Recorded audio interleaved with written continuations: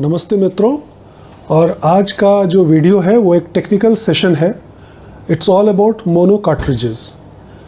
Mono cartridge, stereo cartridge, records की दुनिया में ये दो नाम अक्सर आपको सुनने में आता होगा। और ये बड़ी कॉमन सी क्वेरी है कि स्टीरियो कार्ट्रिज के होते हुए हम मोनो कार्ट्रिज का इस्तेमाल क्यों करें।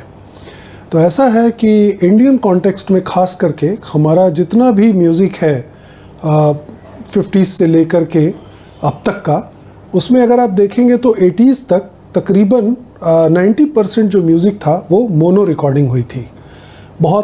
थोड़े बहुत ऐसे साउंड ट्रैक्स थे जो 70s और 80s 90s में स्टीरियो में रिकॉर्ड किए गए, लेकिन जो ख़जाना बॉलीवुड का है वो मोनो में है। मोनो का मतलब क्या होता है? मोनो का मतलब होता है कि ऑडियो के जो दो चैनल होते हैं, I am not talking about 5.1 and 7.1। 5.1 और 7.1 ऑडियो के लिए नहीं होता, वो वीडियो के लिए होता है, तो उसको बाहर कीजिए।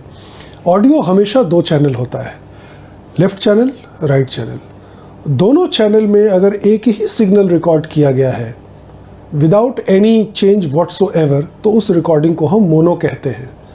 एक रिकॉर्ड में दो ग्रूव्स होते हैं, हॉरिजॉन्टल और वर्टिकल। होता क्या है कि वर्टिकल जो ग्रूव होता है वो काफ़ी प्रोन टू डैमेज होता है। वो उसकी जो विजिबिलिटी कह लिए या उसकी जो कंस्ट्रक्शन है उस ग्रूव की, वो कुछ ऐसी होती है कि वो उस पर डस्ट की सेटलमेंट, स्क्रैचेस की जो इफ़ेक्ट है वो ज़्यादा आता है। तो अगर कोई रिकॉर्ड नया है तो एक स्टीरियो कार्ट्रिज पे बढ़िया बजता है। लेफ़्ट चैनल, राइट चैनल दोनों में एक ही सिग्नल है, कार्ट्रिज उसको अच्छा रीड करता है।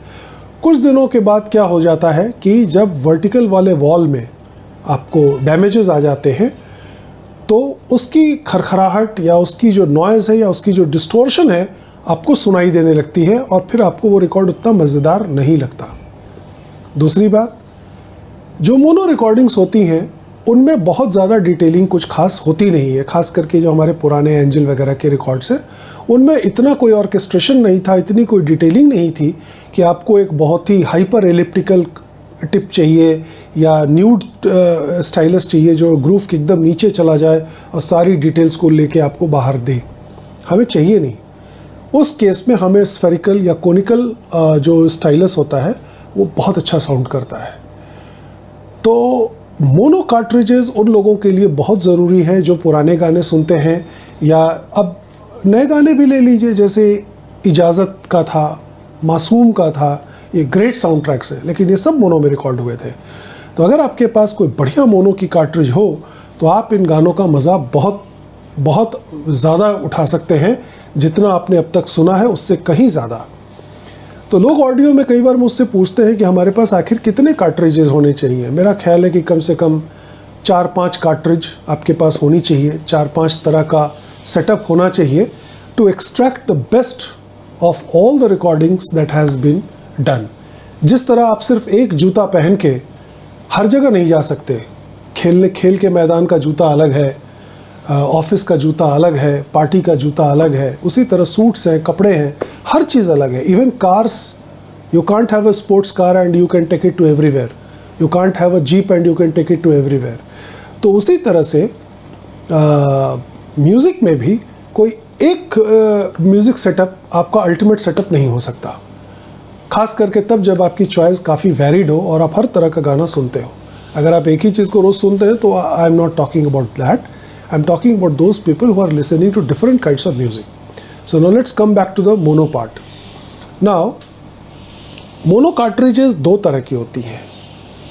एक तो वो होती है जो हॉरिजॉन्टल और वर्टिकल दोनों वॉल्स को इफ़ेक्टिवली रीड करती है और उन दोनों सिग्नल्स को आपस में ज्वाइन कर देती है, so that the imaging and the focus becomes intact. दोनों दो तरफ से, इधर से खरखर आ रही है, इधर से ठीक आ रहा है, नहीं, दोनों को वो ज्वाइन करके एक नेचुरल इफेक्ट प्रोड्यूस करती है। और अगर उसका टिप स्फेरिकल हो, यानी वो बहुत ज़्यादा अंदर न जाए ग्रूव के, तो साउंड बहुत बढ़िया मालूम होती है। दोनों चैनल्स को ज्वाइन करके जिस टेक्नोलॉजी पे कार्ट्रिजेस बनती हैं वो भी मोनो कहलाती हैं और वो बहुत अच्छी होती हैं। और अगर उनका टिप जो है थोड़ा सा मोटा हो, मुझे बहुत इलिप्टिकल नहीं चाहिए, तो वो अपने पुराने एंजल ओडियन पे कमाल करती हैं। For example, this is the cartridge that I have, Denon DL102। ये स्टीरियो रिकॉर्ड्स पे भी आप बजा सकते हैं इसको, लेकिन वो क्या करेगी कि दोनों चैनल के साउंड को जोड़ देगी। तो डिस्को डांसर आपको मज़ा बहुत आएगा, लेकिन वो स्टीरियो इफेक्ट आपको नहीं आएगा। तो ये कार्ट्रिज उसके लिए नहीं है ऑब्वियसली। इसको मैं यूज़ करता हूँ अपने 60s के एंजल वगैरह के लिए, और जो SPs थे या EPs थे जिनकी रिकॉर्डिंग बहुत अच्छी नहीं थी, उनके लिए वहाँ ये दोनों चैनल को ज्वाइन करके बहुत अच्छा इफेक्ट देती है। Wonderful effect. It's a cartridge that I would want to recommend to almost everyone who listens to Bollywood songs.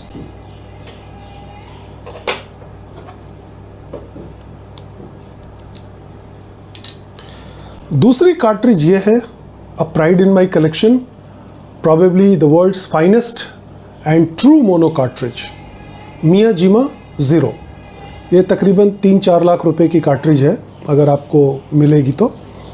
मैंने इसे 2 साल पहले अपने एक फ्रेंड से ख़रीदा था, स्लाइटली यूज़ था उनके पास, and he did not seem to have much use of this, तो ये मैंने ले लिया। It's a great cartridge, great. Now what is the difference between these two? The Miyajima zero does only horizontal reading. It does not read the vertical grooves. So if you play a stereo record on Miyajima, तो आपका वो stereo record ख़राब हो सकता है, damage हो सकता है, क्योंकि ये कार्ट्रिज जो है वो केवल हॉरिजॉन्टल ग्रूव को रीड करती है, जो सबसे सेफेस्ट जगह है, वर्टिकल को रीड ही नहीं करती। तो सिर्फ एक चैनल की आवाज़ इसमें आती है, उस एक को 1:2 किया जाता है एक वाई केबल से, या मैंने तो इस स्टाइलस के अंदर ही एक वाई केबल लगा रखी है कि एक जगह से सिग्नल आता है, उसको 2 चैनल में मैं फीड करता हूँ। और इसकी जो टिप है वो एलिप्टिकल टिप है 0.7 मिल की। It goes very deep into the modern mono records, जैसे मासूम, इजाज़त या इस तरह के जितने भी रिकॉर्ड्स आप सोच सकते हैं, उनमें ये काफ़ी डीप चली जाती है। और जो साउंड क्वालिटी आती है वो एकदम स्टनिंग साउंड क्वालिटी आती है। आप जैसे कि कोई एक नॉर्मल स्टीरियो स्टाइलस से अगर आप कोई रिकॉर्ड बजाते हैं मोनो का, आपको बहुत मज़ा आएगा। लेकिन अगर आप वही रिकॉर्ड मियाजिमा ज़ीरो पे बजाएंगे प्रॉपर सेटिंग और बैलेंस के साथ, you will be enthralled.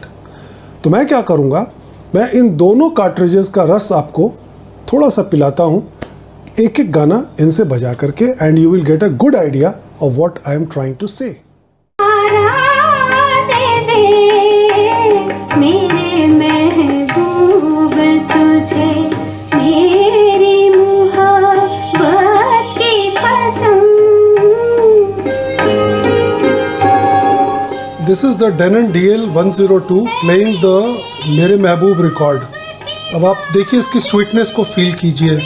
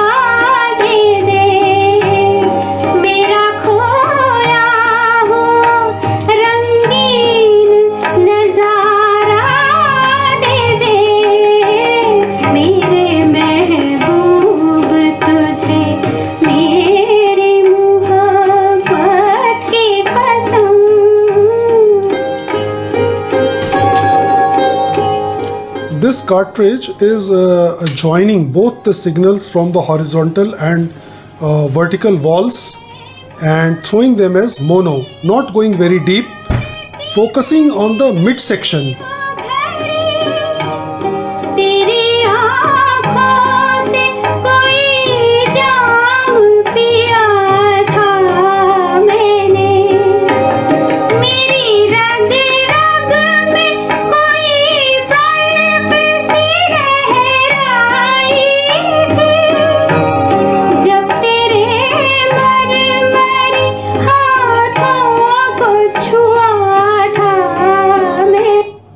Excellent. तो ये 60s का एक रिकॉर्ड था जो मैंने Denon DL102 से प्ले किया, और इसमें जो मिड सेक्शन का जो टाइटनेस है, जो फोकस है, वो बहुत ज़बरदस्त है। And when you play them through alnico magnet जो टेनॉय के गोल्ड मॉनिटर्स में है, तो उसकी स्वीटनेस में 4 चांद लग जाते हैं। और वैसे भी आप ये सिंगल एंडेड ट्यूब सिस्टम पे सुन रहे हैं, तो the sound that you would be hearing would not be more than 50-60% of what I am hearing, but still you can make a good guess. Now I'll use the Miyajima to play a modern mono, and you will probably understand what I mean.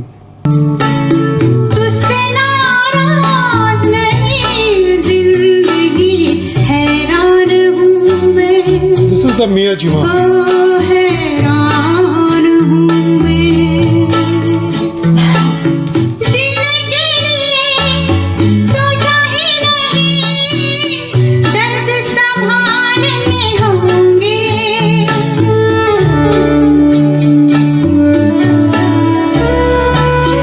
जीने के लिए सोचा ही नहीं, दर्द संभालने होंगे। मुस्कुराए तो मुस्कुराए के कर्ज उतारने होंगे। मुस्कुराऊं कभी तो लगता है जैसे होठों पे कर्ज रखा है। तुझसे नाराज नहीं जिंदगी है। Look at the focus on the mid section, and since it is not reading the vertical grooves, it's noiseless, absolutely noiseless and captivating sound. I can't explain कि कितना holographic यहाँ पे मेरे को feel हो रहा है, but that's it. It is not a very good fitment for the old Angels. The reason is that stylus tip is very detailed, so it works very well with the modern pressings, modern mono pressings. आज अगर घर आई है, बूंदें बरस जाएंगी। You can feel the Lata Mangeshkar. आज अगर घर आई है, बूंदें बरस जाएंगी। कल क्या पता इनके लिए आँखें तरस जाएंगी। जाने कब गुम हुआ, कहाँ खोया, एक आंसू छुपा के रखा था। तुझसे नाराज नहीं जिंदगी, हैरान हूँ मैं। Absolutely stunning. ओ हैरान हूँ। So guys, I hope this video would have made a lot of understanding about the mono cartridges. When you are buying a mono cartridge, just make sure whether you are buying a Denon DL102 which merges both the channels like this one, which is a very good cartridge for the older Angels and not so good records जो बहुत कटे छटे हैं, उनके लिए तो बहुत ही शानदार है। या फिर if your budget permits, I will always recommend this Miyajima Zero. इसमें 2 वर्जन्स आते हैं, एक 1 मिल का आता है जो पुराने एंजल वगैरह के लिए बहुत अच्छा है, और एक 0.7 मिल का आता है जो मॉडर्न मोनोफोनिक रिकॉर्ड्स के लिए बहुत ही कमाल का है। तो that is one question that you need to ask before you buy, कि आप रिकॉर्ड्स कौन से प्ले करेंगे। तो जैसा मैंने कहा ना कि एक ही कार्ट्रिज या एक ही सेटअप काफ़ी नहीं है सब कुछ के लिए। So I hope this has given lot of idea about mono records and mono cartridges. So since this was a technical video, if you feel that you have gained some knowledge, don't hesitate in supporting me through PhonePe or UPI. I will be very, very appreciative of that.